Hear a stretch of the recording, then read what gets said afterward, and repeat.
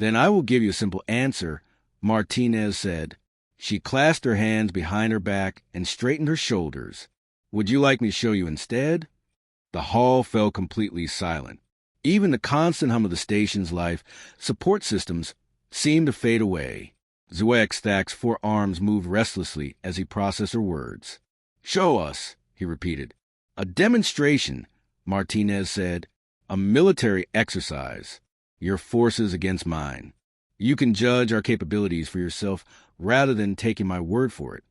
General Vortoen's crystalline body flickered with rapid color changes, a sign of agitation among her people. You propose a combat trial against the hegemony military? Against any military forces you choose to provide, Martinez replied. The exercise can be as complex or simple as you prefer. Use whatever rules you think are fair. I only ask that we be allowed to use our own equipment and tactics. The Thermal Collective representative leaned forward in his containment suit. This one finds a human proposal interesting, but also potentially embarrassing for the humans. Zwaxthak began pacing behind his table, his heavy footsteps echoing through the hall. You understand what you are suggesting?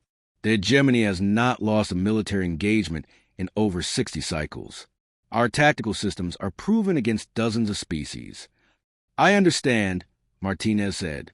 And you still wish to proceed with this demonstration? I do. Ambassador Ross stood up quickly. Captain Martinez, perhaps we should discuss this with Admiral Peterson before. The decision is mine to make, Martinez said without turning around. I am the senior military officer present. Zwaxthak stopped pacing and looked down at Martinez. Even with her standing in the center of the hall, he towered over her by more than 2 feet. Very well, human, we accept your challenge. But understand that this demonstration will be observed by the entire galactic community. When your forces are defeated, your species will be marked as overconfident and unprepared for serious military cooperation. And if we succeed? Martinez asked. You will not succeed, Vortoen said flatly. But if you somehow avoid complete defeat, we will discuss your military capabilities with greater interest. Martinez smiled for the first time since the conversation began. That sounds fair to me. The hall erupted in excited chatter as delegates from various species discussed what they had just witnessed. Some seemed amazed by the humans' boldness. Others appeared amused by what they saw as foolish overconfidence. Martinez walked back to the human delegation table, where Ambassador Ross was shaking her head in disbelief. Captain, Ross whispered, what have you just committed us to? Martinez sat down and straightened her uniform jacket. I committed us to showing them exactly what humans are capable of when we stop talking and start fighting. Admiral Peterson is going to have questions about this decision. Admiral Peterson trained me, Martinez replied quietly. He will understand. Zwaxthak's voice boomed across the hall as he called for order. The exercise will take place on the training moon of Kepler 7b in 5 standard days. The human captain will have time to prepare her forces. We will provide our best tactical units for this demonstration. Martinez nodded her acknowledgement as the formal session came to an end.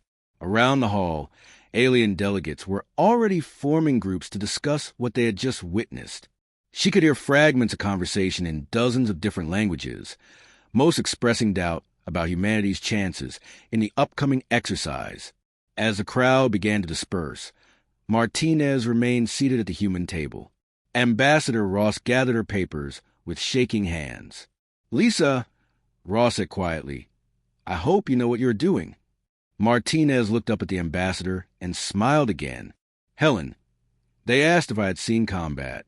I am about to show them that every human who wears this uniform has seen more combat than they can imagine. Then I will give you a simple answer, Martinez said. She clasped her hands behind her back and straightened her shoulders. Would you like me to show you instead? The hall fell completely silent. Even the constant hum of the station's life support systems seemed to fade away. Zwaxthak's forearms moved restlessly as he processed her words. Show us, he repeated. A demonstration, Martinez said. A military exercise. Your forces against mine. You can judge our capabilities for yourself rather than taking my word for it. General Vortoen's crystalline body flickered with rapid color changes, a sign of agitation among her people. You propose a combat trial? Against the hegemony military? Against any military forces you choose to provide, Martinez replied. The exercise can be as complex or simple as you prefer. Use whatever rules you think are fair. I only ask that we be allowed to use our own equipment and tactics. The Thermal Collective representative leaned forward in his containment suit. This one finds a human proposal interesting, but also potentially embarrassing for the humans. Zhuoyextak began pacing behind his table, his heavy footsteps echoing through the hall. You understand what you are suggesting? The hegemony has not lost a military engagement in over 60 cycles. Our tactical systems are proven against dozens of species. I understand, Martinez said. And you still wish to proceed with this demonstration? I do. Ambassador Ross stood up quickly. Captain Martinez, perhaps we should discuss this with Admiral Peterson before. The decision is mine to make, Martinez said without turning around. I am the senior military officer present. Zhuoyextak stopped pacing and looked down at Martinez. Even with her standing in the center of the hall, he towered over her by more than 2 feet. Very well, human, we accept your challenge. But understand that this demonstration will be observed by the entire galactic community. When your forces are defeated, your species will be marked as overconfident and unprepared for serious military cooperation. And if we succeed? Martinez asked. You will not succeed, Vortoen said flatly. But if you somehow avoid complete defeat, we will discuss your military capabilities with greater interest. Martinez smiled for the first time since the conversation began. That sounds fair to me. The hall erupted in excited chatter as delegates from various species discussed what they had just witnessed. Some seemed amazed by the humans' boldness. Others appeared amused by what they saw as foolish overconfidence. Martinez walked back to the human delegation table where Ambassador Ross was shaking her head in disbelief. Captain, Ross whispered, what have you just committed us to? Martinez sat down and straightened her uniform jacket. I committed us to showing them exactly what humans are capable of when we stop talking and start fighting. Admiral Peterson is going to have questions about this decision. Admiral Peterson trained me, Martinez replied quietly. He will understand. Zhuoyextak's voice boomed across the hall as he called for order. The exercise will take place on the training moon of Kepler, 7B in 5 standard days. The human captain will have time to prepare her forces. We will provide our best tactical units for this demonstration. Martinez nodded her acknowledgement as the formal session came to an end. Around the hall, alien delegates were already forming groups to discuss what they had just witnessed. She could hear fragments of conversation in dozens of different languages, most expressing doubt about humanity's chances in the upcoming exercise. As the crowd began to disperse, Martinez remained seated at the human table. Ambassador Ross gathered her papers with shaking hands. Lisa, Ross said quietly, I hope you know what you are doing. Martinez looked up at the ambassador and smiled again. Helen, they asked if I had seen combat. I am about to show them that every human who wears this uniform has seen more combat than they can imagine. Admiral Jake Peterson's face filled the communication screen in Martinez's quarters aboard the Earth vessel New Frontier. His gray hair was slightly messy, suggesting he'd been pulled away from sleep for this emergency call. Behind him, Martinez could see the familiar blue and silver walls of Earth Command headquarters. Run that by me one more time, Captain, Peterson said, rubbing his eyes. You challenge the hegemony to what exactly? Martinez sat straight in her chair, maintaining proper military posture despite being alone in her quarters. A military exercise, sir. Combat demonstration on Kepler, 7B in 4 days. They questioned our combat experience. I offered to provide proof. Peterson was quiet for several long seconds. Martinez could hear the distant hum of activity from the command center behind him. Finally, he leaned forward and looked directly into the camera. Lisa, when I assigned you to this diplomatic mission, I expected you to observe and report, not declare war on the most powerful military force in the galaxy. It is not a declaration of war, sir. It is a training exercise with live observers. Training exercise, Peterson repeated slowly, against forces that have conquered half the known galaxy. Yes, sir. Peterson stood up and began pacing behind his desk, a habit Martinez remembered from her academy days when he had been her instructor. How many ships are they bringing to this exercise? They have not specified ship numbers, sir. Ground combat only. The exercise will take place on the surface of Kepler 7b. Ground combat. Peterson stopped pacing and looked back at the screen. How many troops? Unknown at this time. Commander ZYX mentioned providing their best tactical units. Their best units. Peterson sat back down and was quiet again for nearly a minute. Martinez waited patiently. Noah, her former instructor, was thinking through the implications of what she had committed them to. Admiral, Martinez said finally, permission to speak freely? Granted. These aliens have been treating us like children since we arrived. Every conversation, every meeting, they talk down to us like we are primitive natives who just discovered fire. They have no idea what we are capable of. Maybe they have good reason for that attitude, Peterson replied. Maybe we are primitive compared to them. Sir, with respect, that is exactly the kind of thinking that got us into this situation. We keep acting like we need to prove we belong here. Maybe it is time we stop asking for permission and start showing them who we really are. Peterson leaned back in his chair and studied Martinez's face through the screen. You think you can win this exercise? I think they have no idea what they're getting themselves into.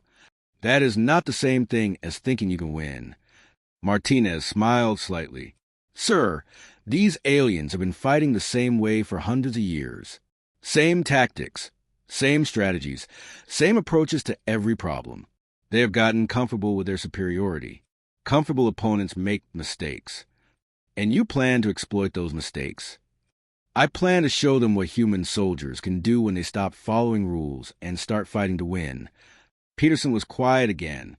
Martinez could see him weighing the decision, considering all the political and military implications of supporting her challenge. How many people do you need? He asked finally. 1 company, sir. 120 soldiers. 1 company against their best tactical units. 1 company of humans, sir. Peterson almost smiled at that. Equipment. Standard Earth military gear. Personal weapons, communication systems, field equipment. Nothing exotic. No heavy weapons. No advanced technology.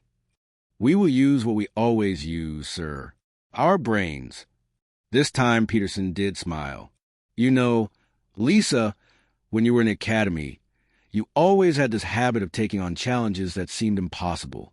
Usually worked out in your favor. Usually, sir. All right, Captain. You have your company. I will send the authorization within the hour.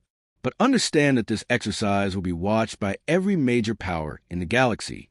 If you lose badly, it will not just affect your career. It will affect how every alien species sees humanity for generations. Understood, sir. And if you win? Martinez straightened her shoulders. If we win, sir, they will never underestimate us again. Peterson nodded slowly. Good luck, Captain.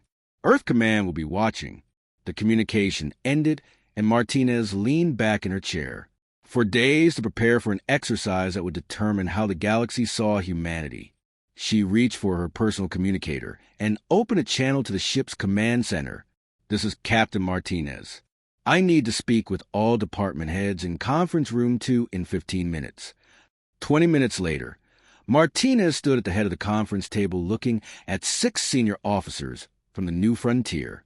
Lieutenant Colonel Ray Foster, the ship's Marine commander, sat to her right. Major Kate Sullivan, the intelligence officer, was taking notes on a digital tablet. The others included the ship's tactical officer, communications chief, and 2 company commanders.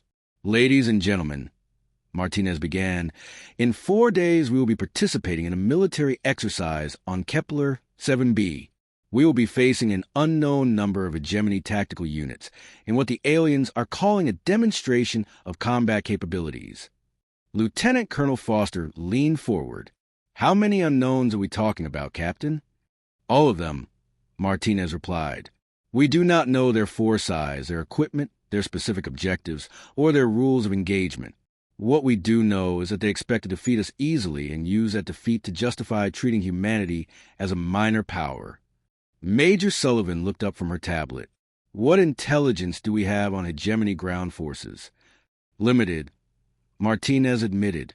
They use energy weapons, heavy armor, and conventional assault tactics. They are disciplined, well-equipped, and experienced. They have not lost a major engagement in over 60 years. Sounds like we are walking into a meat grinder, Foster said. Maybe, Martinez replied. Or maybe we are about to teach them that there is more than one way to fight a war. She moved to the room's display screen and brought up a tactical map of Kepler 7b. The moon appeared as a brown and gray sphere with various terrain features marked in different colors.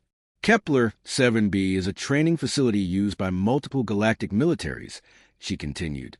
Mixed terrain including forests, mountains, urban areas, and open plains. Multiple climate zones. It is designed to test tactical adaptability. Perfect for guerrilla warfare, Foster observed. My thoughts exactly, Martinez said.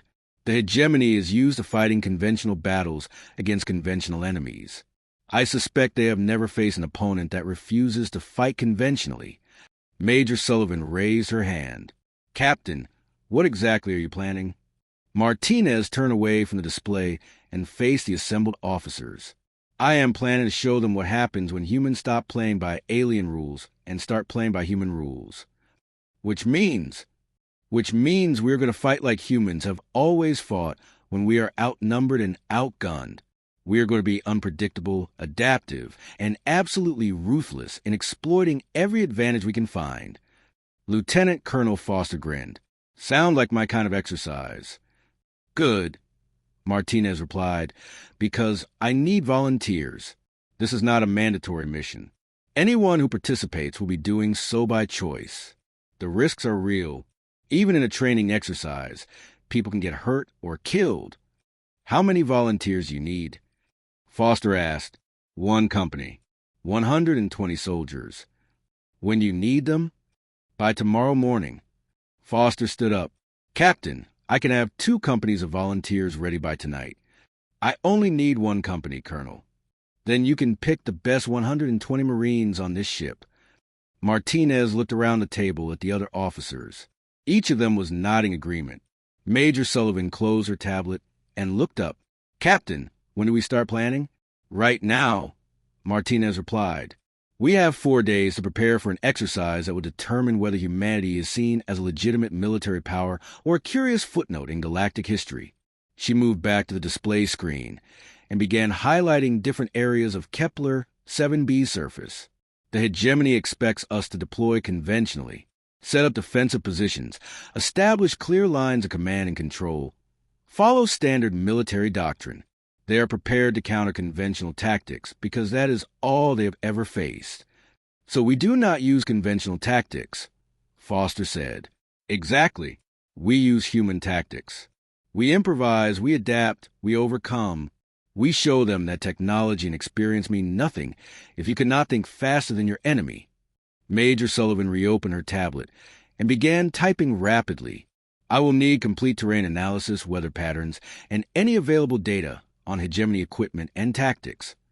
Already requested from Earth Command, Martinez replied. We should have everything by tomorrow afternoon. Rules of engagement? Foster asked. Training simulation parameters. Non-lethal weapons, medical monitoring, full sensor coverage.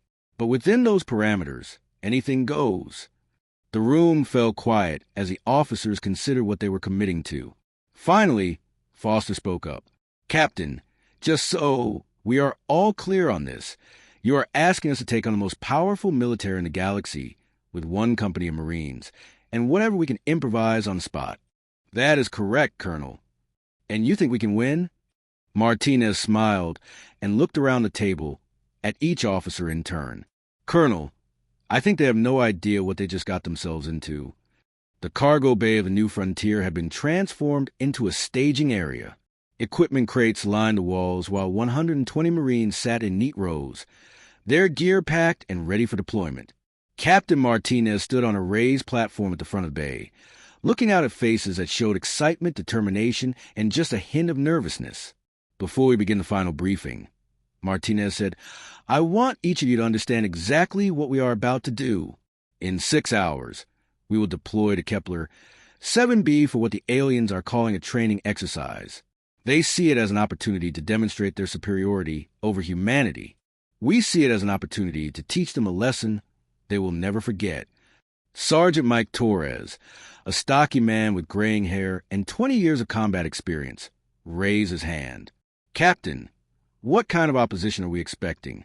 Intelligence estimates suggest we will face between 300 and 600 hegemony soldiers, Martinez replied. They will have superior numbers, superior technology, and superior firepower. So, what do we have? Asked Corporal Amy Chun, a small woman whose innocent appearance had a talent for explosives that had earned her 3 commendations for valor. We have something they have never faced before, Martinez said. We have human ingenuity, human adaptability, and human stubbornness. More importantly, we have something they completely lack. What is that, Captain?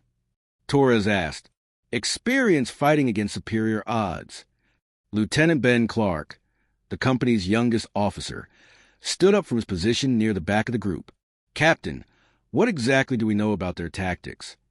Martinez activated the holographic display behind her, showing a 3-dimensional map of Kepler 7b. Major Sullivan has analyzed their previous training exercises. The hegemony follows classical military doctrine. They establish command posts, create defensive perimeters, advance in coordinated formations, and rely heavily on technological superiority. Sounds like they fight by the book, Torres observed. Exactly, Martinez replied. They have a book, and they follow it religiously. We're going to throw that book out the window. She manipulated the holographic display, highlighting different terrain features on the moon's surface. Kepler 7b has 4 distinct environments. Dense forests in the northern hemisphere, mountain ranges in the east, urban training areas in the south, and open plains in the west. The exercise parameters allow movement between all 4 zones. Corporal Chin studied the display carefully. What are the victory conditions? Elimination of enemy forces or capture designated objectives, Martinez said. Standard war game rules with full sense of monitoring and non-lethal weapon systems. How long do we have? Clark asked. 48 hours maximum, but I expect the exercise to be concluded much sooner than that. Torres grinned. Because we are going to win quickly? Because they are going to surrender quickly, Martinez replied. The Marines laughed at that, but Martinez kept her expression serious. I am not joking, Sergeant. By the time we are finished with this exercise, Commander Zwickstack and his people will understand exactly why humans have survived and thrived despite being outnumbered, outgunned, and underestimated for most of our history. She changed the display to show equipment layouts and tactical assignments. We will deploy in 3 platoons of 40 soldiers each. First platoon under Lieutenant Clark will establish our initial position in the forest zone. Second platoon under Lieutenant Davis will move to the mountain region. Third platoon under Lieutenant Wong will position themselves near the urban area. What about command and control? Clark asked. Minimal radio communication. We will use hand signals, dead drops, and improvised communication methods. The hegemony will be monitoring all standard frequencies and probably jamming anything they do not recognize. Corporal Chin raised her hand. Captain, are we planning a defensive strategy? There is no such thing as a defensive strategy in this exercise, Martinez replied. From the moment we hit the ground, we attack. We keep attacking until they surrender or the exercise ends. Attack 600 soldiers with 120? Torres asked. Attack 600 soldiers who think they understand warfare, with 120 soldiers who have redefined warfare every time they stepped onto a battlefield. Martinez turned off the holographic display and stepped down from the platform, moving closer to the assembled Marines.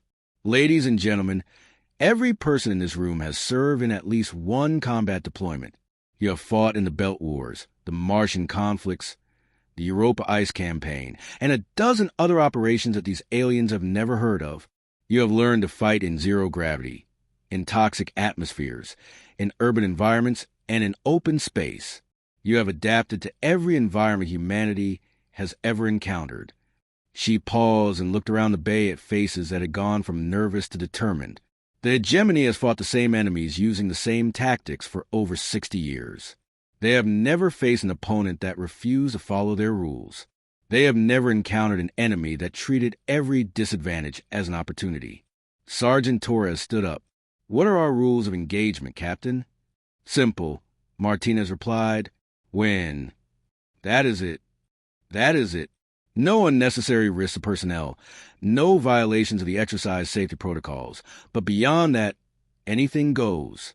If you can think of it, and it will help us win, do it." Lieutenant Clark stepped forward. "Captain, what if they try to negotiate during the exercise?"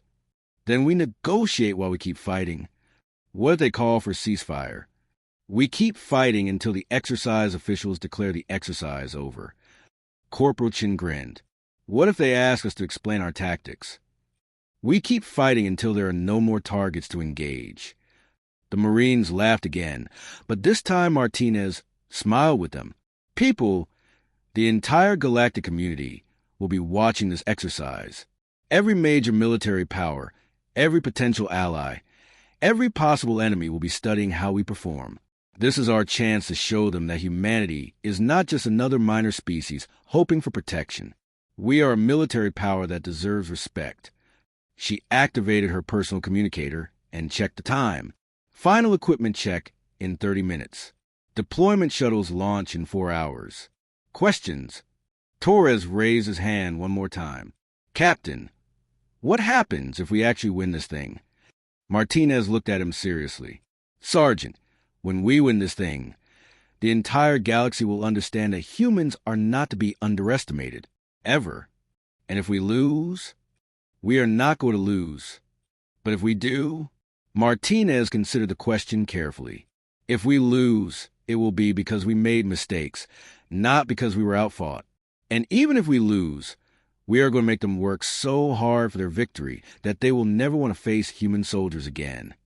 The cargo bay erupted in cheers and applause. Marines began standing up and moving toward their equipment lockers, their earlier nervousness replaced by eager anticipation.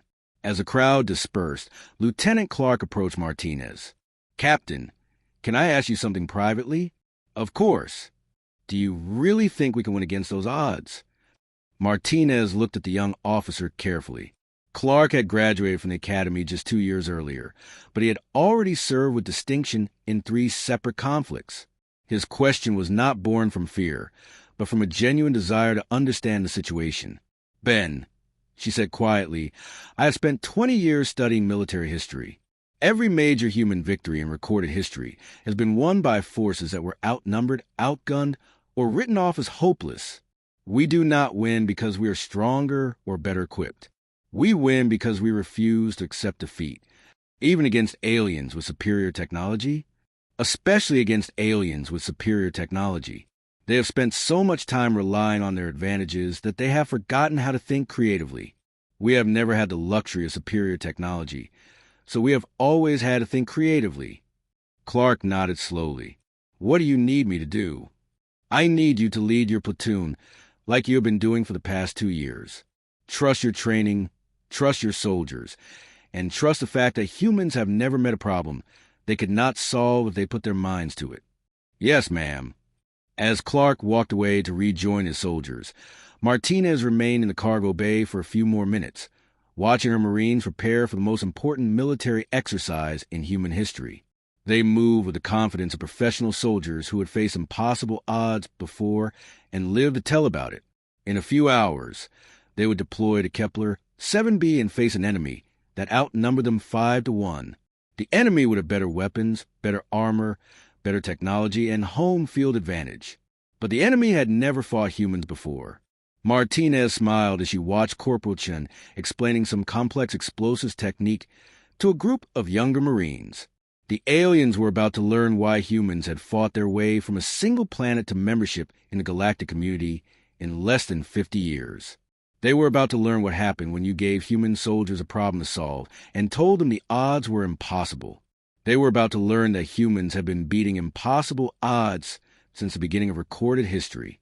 And they were about to learn that some lessons could only be taught through demonstration. The observation deck of the Kepler 7b orbital station buzzed with activity as delegates from dozens of alien species gathered to watch the exercise. Massive viewing screens showed different angles of the moon's surface, where sensor networks tracked every movement of the opposing forces. Commander Zhuaixdak stood at the center of the deck. His forearms crossed confidently as he studied the tactical displays. "Human deployment complete," announced the crystalline monitoring officer. 120 soldiers distributed across 3 positions as predicted. General Vortoen moved beside Zhuaixdak, her crystalline body reflecting the light from the screens. "They have chosen defensive positions in difficult terrain. A reasonable strategy for an outnumbered force." "Reasonable but futile," Zhuaixdak replied.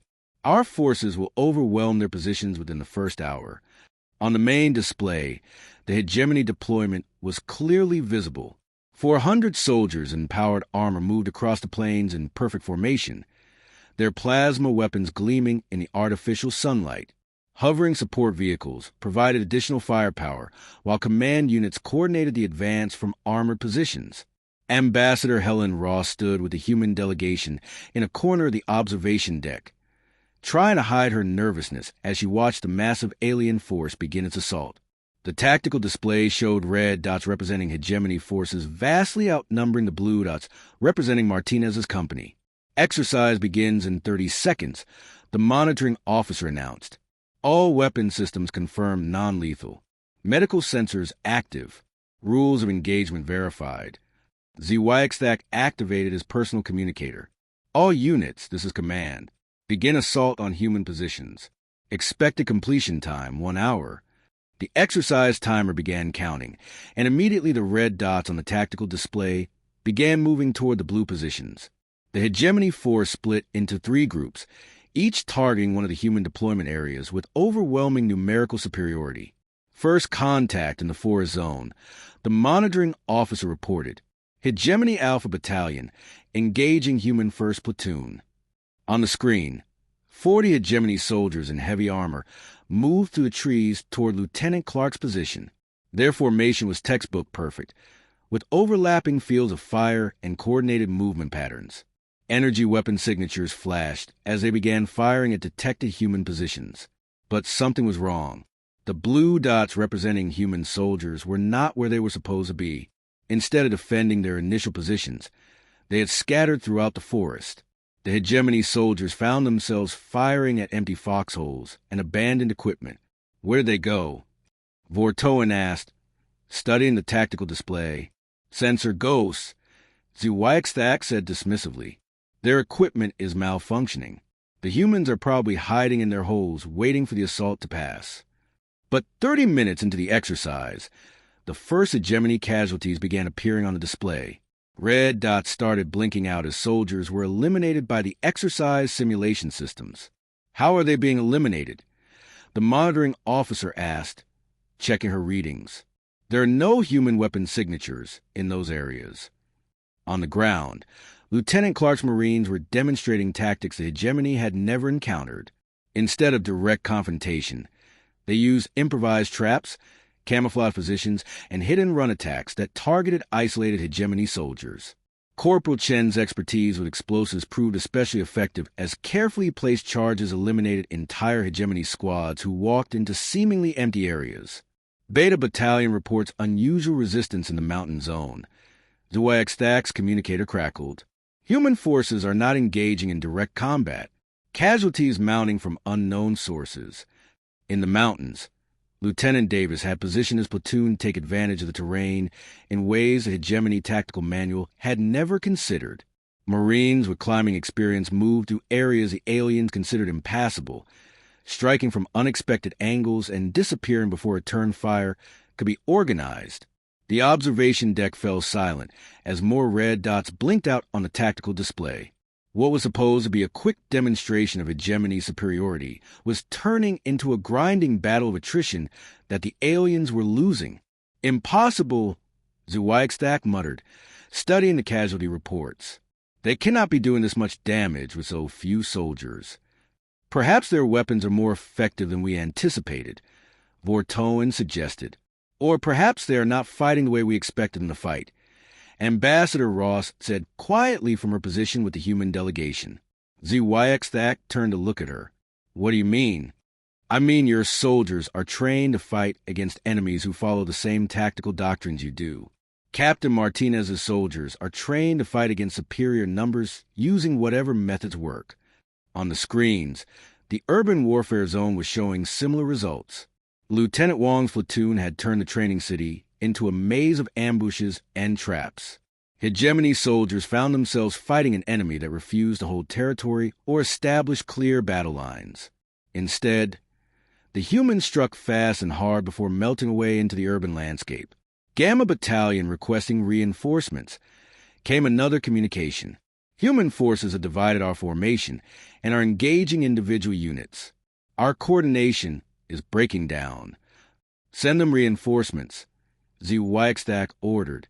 Sir, that will give the humans a numerical advantage in the other zones. The humans already have an advantage in the other zones. Zwayaxthak replied grimly. Send the reinforcements. 2 hours into the exercise, the tactical display told a story that no one in the observation deck had expected. The hegemony force had been reduced from 400 soldiers to fewer than 200. The human force, meanwhile, had lost only 12 soldiers and continued to operate at full effectiveness. This is not possible, the Thermal Collective representative said, his containment suit flickering with agitation. Superior numbers in technology cannot be defeated by tactics alone. Human tactics are unlike anything we have faced before. The monitoring officer reported. They refuse to defend fixed positions. They do not establish clear command structures. And they adapt their strategies continuously throughout the engagement. General Vortoen studied the displays more carefully. They are fighting like predators, not like soldiers. What do you mean? Zwayaxthak asked. Soldiers follow rules. They establish positions. They coordinate attacks. They maintain formations. Predators hunt. They stalk their prey. They strike when opportunity presents itself. And they disappear before their prey can retaliate. Ambassador Ross stepped forward. General, you are beginning to understand something important about humans, which is, we did not evolve to be soldiers. We evolved to be survivors. On the tactical display, the pattern was becoming clear to everyone in the observation deck. The human forces were not trying to win a conventional battle. They were systematically destroying the hegemony force's ability to function as a coordinated military unit. Every time a hegemony squad moved to support another unit, they found themselves isolated and under attack. Every time they tried to establish a defensive position, the humans appeared from a direction they had not anticipated. Every time they adapted their tactics to counter one human strategy, the humans switched to something completely different. Sir, the monitoring officer said to Zwayaxthak, Gamma Battalion Commander is requesting permission to withdraw from the urban zone. Denied, Zwayaxthak replied. We will not retreat from humans. Alpha Battalion is reporting 70% casualties, sir. They are requesting new orders. Tell them to continue the assault. Beta Battalion has lost contact with 3 of their companies, sir. Zwayaxthak's forearms moved restlessly as he tried to process what was happening to his forces. Everything they had learned about warfare suggested that superior numbers and technology should guarantee victory.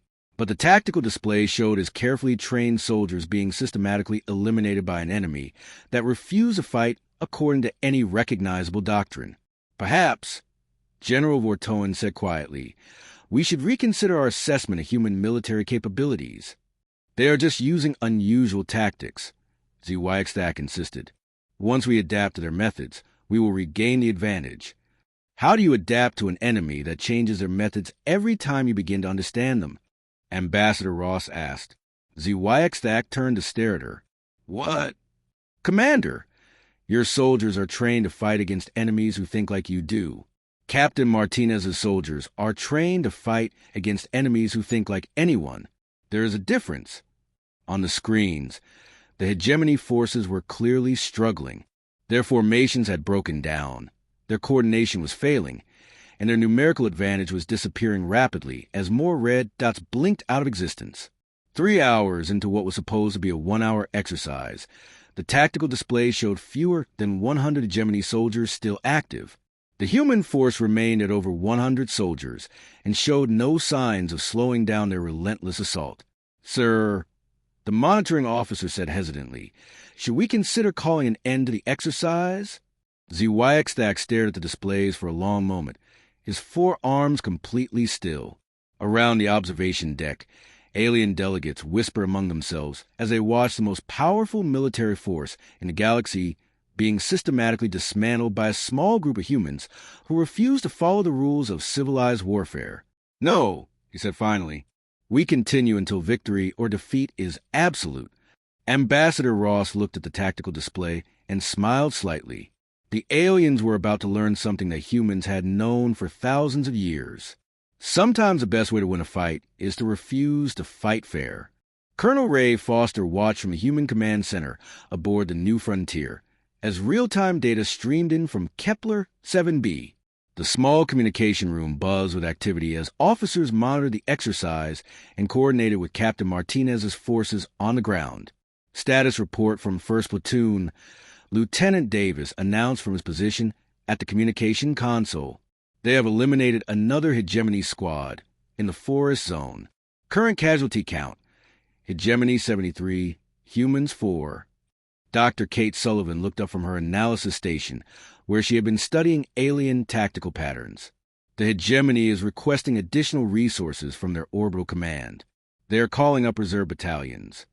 Foster leaned over the tactical display that showed the exercise area from above. Blue and red dots moved across the terrain like pieces on a three-dimensional chessboard, but the pattern was unlike any military exercise he had ever seen. Instead of clear battle lines and organized formations, the display showed a chaotic swirl of movement as human forces appeared and disappeared across the battlefield. "How many reserves are they bringing in?" Foster asked. 2 additional battalions," Sullivan replied. 600 fresh soldiers with heavy support equipment. That brings their total force to what, 1,000 soldiers against our 120? Approximately, yes. Foster grinned. Poor bastards. They still do not understand what they're dealing with. On the main communication channel, Captain Martinez's voice crackled through the speakers. "Command, this is Ground Leader. Hegemony forces are bringing in reinforcements, requesting permission to escalate our response." Foster activated his microphone. "Ground Leader, this is Command. What kind of escalation are you proposing? We are going to show them what happens when humans stop being polite." "Explain." "Phase 2 tactics, Colonel. Time to demonstrate why humans have never lost a war when we really wanted to win it." Foster looked around the command center at the faces of his officers. Each of them had served in enough human conflicts to understand what Martinez was suggesting. Phase 2 tactics meant abandoning any pretense of conventional warfare and embracing the kind of adaptive, ruthless combat that had made human soldiers legendary throughout their own system. "Approved, Ground Leader. Show them what we are capable of." "Understood, Command. All units," this is Ground Leader, "execute Phase 2. Weapons free on all targets of opportunity." The change was immediate and dramatic. On the tactical display, the blue dots representing human forces suddenly scattered in all directions, abandoning their previous positions and spreading throughout the exercise area in seemingly random patterns. But Foster knew there was nothing random about what Martinez was doing. "Dr. Sullivan," Foster said, "are you recording all of this?" "Every sensor reading, every tactical decision, every adaptation," Sullivan replied. "This is going to revolutionize galactic understanding of human military doctrine, assuming anyone survives to study it. On Kepler 7b, the hegemony reinforcements deployed with the same precision and coordination that had won them dozens of previous victories. 600 soldiers in powered armor spread across the battlefield in perfect formation, their weapons charged and their communications coordinated through advanced tactical networks. They were met by an enemy that had completely abandoned every rule of civilized warfare. Lieutenant Clark's Marines in the forest had transformed the entire zone into a three-dimensional battlefield.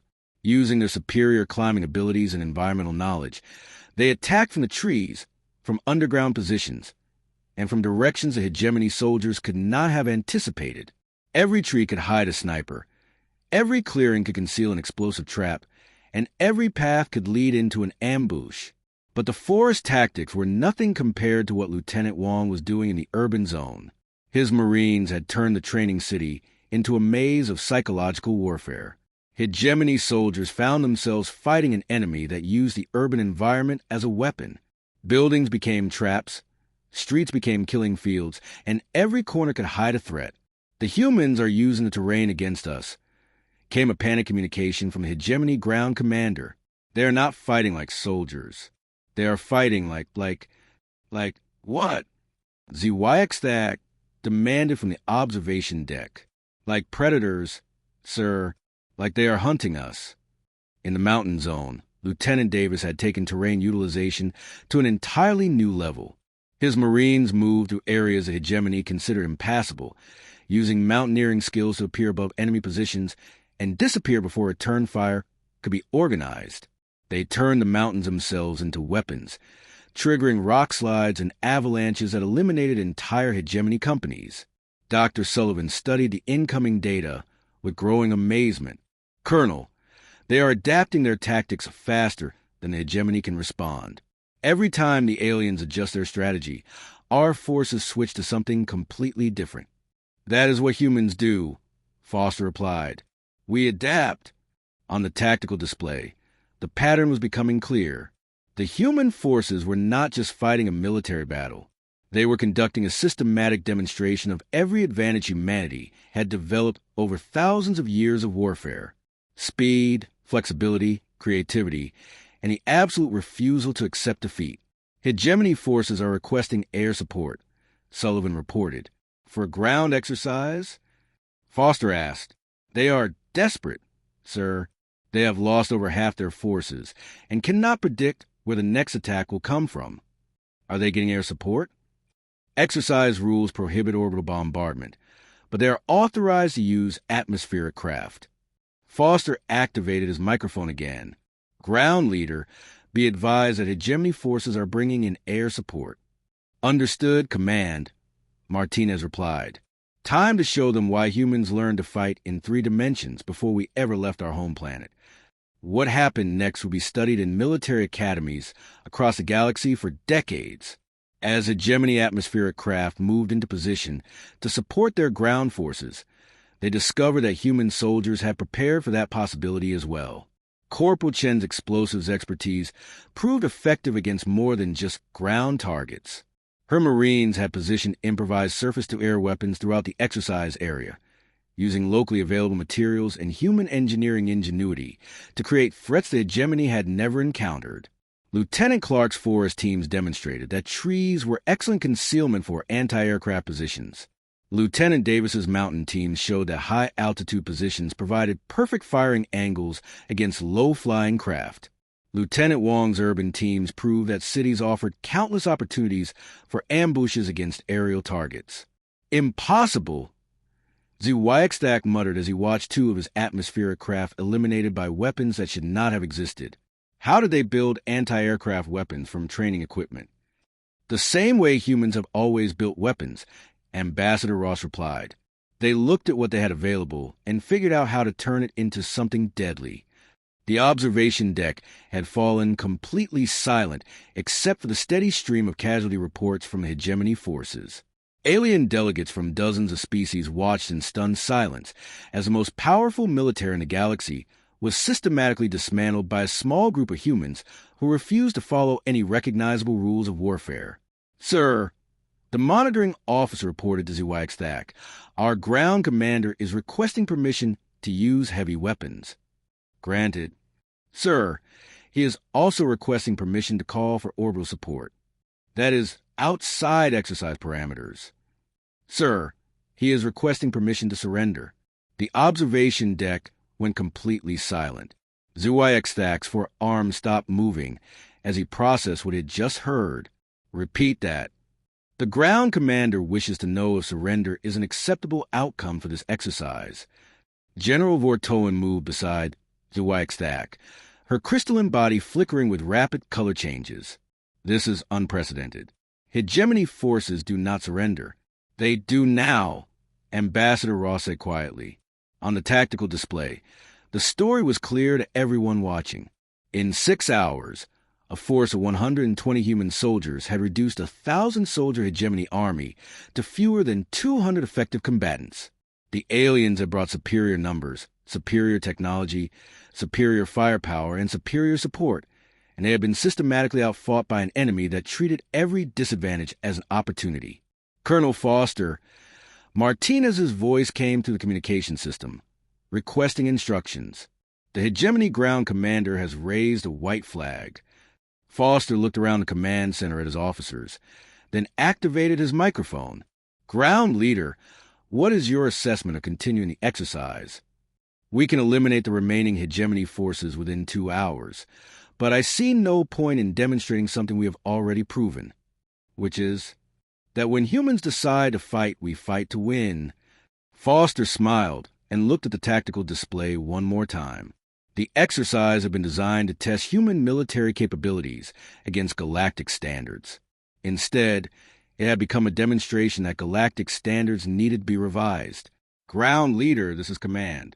Accept the hegemony surrender and prepare for extraction. You have completed your mission. Understood, command. Mission complete. As the exercise officially ended, Foster turned to Dr. Sullivan. Kate, make sure you have recorded everything. Every tactic, every adaptation, every innovation. Already done, sir. This data is going to change how the galaxy thinks about human warfare. Good, Foster replied. Because after today, they are never going to underestimate us again. On the main screen, the tactical display showed the final positions of both forces. Blue, that's clustered in defensive positions around scattered red, that represented the survivors of what had once been the most feared military force in the galaxy. The humans had won, but more importantly, they had won so decisively that every major power in the galaxy would have to recalculate their assumptions about human military capability. The age of being underestimated was over. General Paul Harrison materialized on the holographic communication platform in the New Frontiers Command Center, his image transmitted directly from Earth Strategic Command. The general's weathered face showed a mixture of pride and amazement as he studied the tactical reports from Kepler 7b.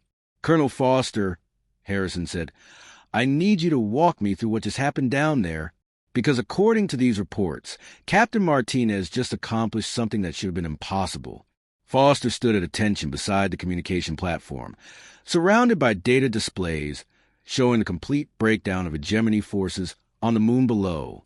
Sir, Captain Martinez demonstrated that human military doctrine is fundamentally different from anything the galactic community has encountered before. Explain. The aliens fight wars, General. We fight for survival. There is a difference. Harrison studied the tactical displays more carefully. These casualty ratios are extraordinary. How did she achieve this level of effectiveness against superior numbers? Dr. Sullivan stepped forward from her analysis station. General, if I may, we have been analyzing the engagement patterns throughout the exercise. The human forces displayed tactical flexibility that the hegemony could not counter. Tactical flexibility? Yes, sir. Every time the hegemony adapted their strategy to counter one human tactic, our forces immediately switched to something completely different. They never fought the same way twice. Captain Steve Morgan, the New Frontiers tactical officer, activated a three-dimensional replay of the exercise. General, watch the sequence from the urban zone. Lieutenant Wong's Marines engage a hegemony company using conventional ambush tactics. The holographic display showed blue, that's representing human soldiers, attacking red, dots representing alien forces, in what appeared to be a standard urban warfare scenario. The hegemony responds by adjusting their formation and movement patterns to counter ambush tactics, Morgan continued. But look what happens next. The display shifted to show the human forces completely abandoning their previous positions and switching to entirely different tactics. Instead of ambushes, they began using psychological warfare, turning the urban environment into a maze of confusion and misdirection.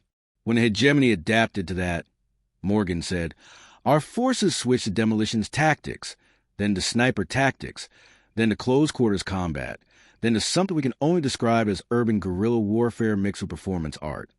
Performance art? Harrison asked. Sir, at one point Lieutenant Wong's Marines convinced an entire hegemony company that they were under attack by ghosts. The aliens spent 40 minutes shooting at shadows and mirrors, while our forces eliminated them one by one from positions they never thought to check. Harrison shook his head in amazement. What about the forests and mountain zones? Foster pulled up additional tactical displays. Even more impressive, sir. Lieutenant Clark's Marines turned the forest into a three-dimensional battlefield that the hegemony could not navigate. They used every tree, every rock, every stream as a tactical advantage. And Lieutenant Davis in the mountains? He demonstrated that humans can fight effectively in environments that other species consider impassable. His Marines moved through terrain that the hegemony tactical computers classified as impossible to traverse. The communication platform flickered as General Harrison leaned forward to study the displays more carefully. Colonel, what you are describing sounds like our forces abandoned all military doctrine and improvised their way through the entire engagement. That is exactly what they did, sir. And it worked. It worked so well that the hegemony surrendered rather than continue fighting. Harrison was quiet for several minutes as he absorbed the implications of what he was hearing. Finally, he spoke again. Colonel, I need you to understand something. Every major power in the galaxy was watching this exercise. They were all expecting to see humanity humbled by superior alien military technology. I understand, sir. Instead, they watched a small human force systematically dismantle the most feared military in known space using tactics that no one had ever seen before. Foster smiled slightly. Yes, sir. Do you have any idea what this means for humanity's position in the galactic community? I believe it means they will never underestimate us again, General. It means more than that, Colonel. It means that every military alliance, every strategic calculation, every power balance in the galaxy just changed. Dr. Sullivan activated another display showing communication intercepts from various alien fleets. General, we are already seeing the effects. The Thermal Collective has requested immediate military consultations with Earth Command. The Crystal Alliance wants to discuss joint training exercises. 3 minor species have applied for human military advisors. And the hegemony? Commander Zhuaixdak has requested a private meeting with Captain Martinez. Harrison nodded slowly. Where's Captain Martinez now? Still on Kepler. 7B, sir, Foster replied. She is conducting the post-exercise briefing with hegemony survivors. Survivors? Yes, sir. Out of 1,000 hegemony soldiers, approximately 180 remain combat effective. In a training exercise? The weapons were non-lethal, General, but the tactical simulations recorded eliminations based on realistic damage assessments. If this had been actual combat, Harrison did not need Foster to finish that sentence. The implications were clear to everyone in the command center. General, Dr. Sullivan said, there's something else you should know. During the exercise, our forces demonstrated capabilities that we had not previously revealed to the galactic community, such as adaptive engineering under combat conditions. Corporal Chen's team built functional anti-aircraft weapons using only materials available in the exercise area. Lieutenant Davis's Marines constructed siege equipment from local resources. Lieutenant Wong's team created psychological warfare tools that broke alien morale without firing a shot. They built weapons during the exercise. They built whatever they needed to win, sir. When hegemony brought in air support, our forces improvised anti-aircraft defenses. When the aliens tried to use their numerical advantage, our forces created force multipliers from available materials. Captain Morgan activated another tactical display. General, the most impressive aspect was not any single innovation, but the speed of adaptation. Human forces changed their entire tactical approach an average of every 30 minutes throughout the exercise. How is that possible? Because every soldier in Captain Martinez's company has experienced fighting in environments where adaptation meant survival, Foster explained. They have fought in zero gravity, in toxic atmospheres, in urban environments, in wilderness areas, and in deep space. They have learned to treat every new challenge as just another problem to solve. General Harrison studied the tactical data for several more minutes before speaking again. Colonel, I want you to prepare a complete analysis of this exercise for immediate transmission to Earth Command. Every tactic, every innovation, every lesson learned. Already in progress, sir. I also want you to prepare recommendations for how we can use this demonstration to advance humanity's strategic position in the galactic community. Sir, may I suggest that the demonstration speaks for itself? What do you mean? Foster gestured toward the displays, showing alien communication intercepts. General, we no longer need to ask for a seat at the table. After today, they are going to be asking us to join their discussions. You think one exercise can change our entire diplomatic position? Sir, I think one exercise just showed the galaxy that humans do not just deserve respect. We demand it. The communication platform flickered again as General Harrison prepared to end the transmission.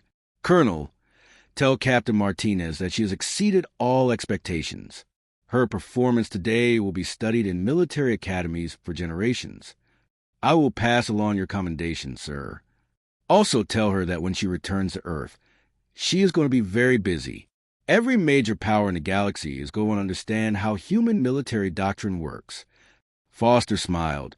I will tell her to prepare for a busy schedule, General. One more thing, Colonel. Yes, sir. Make sure our people understand what they accomplished today. They did not just win a training exercise. They changed the course of human history. As the communication ended and General Harrison's image faded, Foster looked around the command center at his officers. The tactical displays still showed the final positions from the exercise. Blue dots clustered in defensive positions around the scattered remains of what had once been an overwhelming enemy force. Dr. Sullivan looked up from her analysis station. Colonel, we are receiving communication requests from 17 different alien species. They all want to discuss military cooperation agreements. Any requests from species we had not heard from before? Yes, sir. Several major powers that had previously ignored human diplomatic overtures are now requesting immediate meetings.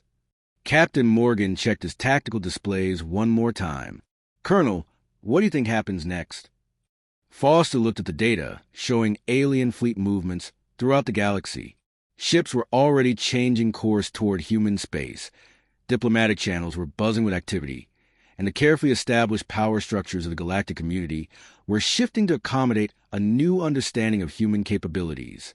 What happens next, Captain, is that we stop being the new species that everyone underestimates and start being the military power that everyone wants as an ally. And if they do not want us as an ally? Foster smiled and looked at the tactical displays one more time. Then they will learn what Captain Martinez just taught the hegemony. Humans do not fight fair. We fight to win. The command observation deck of the Kepler 7B orbital station felt different now. The same massive viewing screen still displayed the moon's surface, but the atmosphere among the alien delegates had shifted from confident anticipation to stunned silence. Commander Zwiak stood motionless at the center of the deck, his forearms hanging limp at his sides as he stared at the tactical displays. The numbers told a story that contradicted everything the galactic community thought they knew about warfare. Final casualty count. Hegemony forces 820 eliminated, human forces 18 eliminated. The most powerful military in known space had been systematically dismantled by a force less than 1/8 their size. Exercise officially concluded. The crystalline monitoring officer announced. All forces stand down. Medical teams deploying to casualty sites. General Vortoen approached Zwiak, her crystalline body flickering with colors that indicated deep confusion. Commander, how do we explain this to the Hegemony High Council? Zwiak did not answer immediately. His four eyes remained fixed on the tactical display, where blue dots representing human forces maintained defensive positions around the scattered remnants of his once mighty force. We explain, he said finally, that we encountered something we have never faced before, which is an enemy that treats warfare as a creative exercise rather than a technical problem. Ambassador Helen Ross stepped forward from the human delegation area. her expression carefully neutral despite the overwhelming victory her species had just achieved. Commander Zhuaixdak, Captain Martinez is requesting permission to come aboard for the post-exercise debriefing. Zhuaixdak turned to look at her, his alien features unreadable. The human captain wishes to discuss her victory? She wishes to discuss what we can learn from each other. Learn from each other? Vortoan asked, what could the hegemony possibly learn from tactics that ignore all military logic? Perhaps, Ross replied, that is exactly what you need to learn. 30 minutes later, Captain Martinez sat across from Commander Zhuaixdak in the station's main conference room. Between them, a holographic display showed a complete tactical replay of the exercise. Martinez had removed her helmet but still wore her field uniform, which showed the dirt and wear from 8 hours of combat operations. Captain Martinez, Zhuaixdak began, I must ask you directly, how did you achieve these results? Martinez leaned forward and activated the holographic controls, highlighting different areas of the tactical display. Commander, may I ask you a question first? Proceed. When your forces encountered unexpected resistance, what was their response? Zhuaixdak studied the display. They adapted their tactics according to established doctrine. They called for reinforcements. They requested additional support. All reasonable responses according to military logic. Martinez agreed. But what did they do when those responses failed? They continued to follow established procedures. Exactly. Martinez manipulated the display to show movement patterns of both forces throughout the exercise. Your soldiers are trained to solve military problems using military solutions. My soldiers are trained to solve any problem using whatever solution works. Explain. Martinez highlighted a sequence from a forest zone where Lieutenant Clark's Marines had eliminated an entire hegemony company. Your forces encountered an ambush. Standard military response is to establish defensive positions and call for support. But look at what happened when your soldiers did that. The display showed hegemony forces forming defensive positions exactly as their training dictated, only to find themselves under attack from directions they had not considered defending. My Marines did not just ambush your soldiers, Martinez continued. They studied how your soldiers responded to ambushes and then attacked the response itself. Zhuaixdak leaned closer to the display. They predicted our tactical responses. They counted on your tactical responses. Every human soldier in my company has fought against enemies who outnumbered and outgunned them. We have learned that superior enemies always respond predictably to unexpected threats. And you used our predictability against us. I used your professionalism against you. Martinez corrected. Your soldiers are excellently trained. They follow doctrine perfectly. They coordinate beautifully. But they only know how to fight against enemies who follow the same rules they do. General Vortoan activated her own display controls, showing a different section of the exercise. Captain, your forces demonstrated capabilities that should not have been possible with standard equipment. How did they construct anti-aircraft weapons from training materials? Martinez smiled slightly. General, how do humans build cities from wood and stone? How do we create spacecraft from metal and fire? How do we develop interstellar travel from mathematics and determination? Through engineering and science. Through necessity and creativity, Martinez corrected. When humans need something that does not exist, we build it. When we encounter a problem we have never seen before, we solve it. When we face an enemy we cannot defeat conventionally, we fight unconventionally. She manipulated the display to show Corporal Chen's improvised anti-aircraft positions. These weapons were not built from training materials. They were built from whatever was available by soldiers who refused to accept that air superiority made ground victory impossible. But the technical knowledge required is possessed by every human soldier who has served in combat operations. We do not separate technical specialists from combat troops. Every Marine in my company can fight, can build, can repair, can adapt, and can innovate under pressure. Zhuaixdak was quiet for several minutes as he studied the tactical displays. Finally, he looked directly at Martinez. Captain, I must know, what is your personal combat experience? Why do you ask, Commander? Because what I witnessed today suggests a level of military sophistication that should require decades of experience. Martinez leaned back in her chair and considered her answer carefully. Commander, when you asked if I had seen combat, you were asking the wrong question. What should I have asked? You should have asked how many wars I have fought in. How many wars have you fought in? 7 major conflicts, Commander. The Martian colonial wars, the belt mining conflicts, the Europa Ice Wars, the Titan Rebellion, the Asteroid Belt Piracy Campaign, the Deep Space Patrol Actions, and the Outer Colony Defense Operations. ZYX Thak's eyes widened. 7 wars? How is that possible? You appear to be only 30 years old. I am 32, Commander. I received my commission at 18 and have been in active combat for 14 years. 14 years of continuous warfare? Humans have been expanding throughout our solar system for 50 years, Martinez explained. Every new world we colonize faces unique challenges. Every asteroid we mine encounters piracy threats. Every trade route we establish needs protection. Every colony we build must be defended. General Vortoen studied her carefully. Captain, are you saying that humanity has been continuously at war since joining the galactic community? General, humanity has been continuously at war since we developed the technology to leave our home planet. We have fought in zero gravity, in toxic atmospheres, in deep space, on ice worlds, in asteroid fields, and every environment you can imagine. Against whom? Against anyone who threatened human lives or human interests. Pirates, rebels, hostile corporations, criminal organizations, and occasionally against each other when diplomacy failed. Martinez activated another display showing human expansion throughout the Sol system. Every person in my company has combat experience because every human who joins the military expects to see combat. We do not have the luxury of peaceful borders or protected territories. Everything we have had to fight for. ZYX Thak leaned forward again. Captain, the galactic community had no knowledge of these conflicts. Because they were our conflicts, Commander. Human problems requiring human solutions. We did not ask for help because we did not expect anyone to offer it. And you resolved these conflicts successfully? We resolved them the way humans always resolve conflicts. We adapted, we overcame, and we won. The conference room fell silent as the implications of Martinez's words sank in.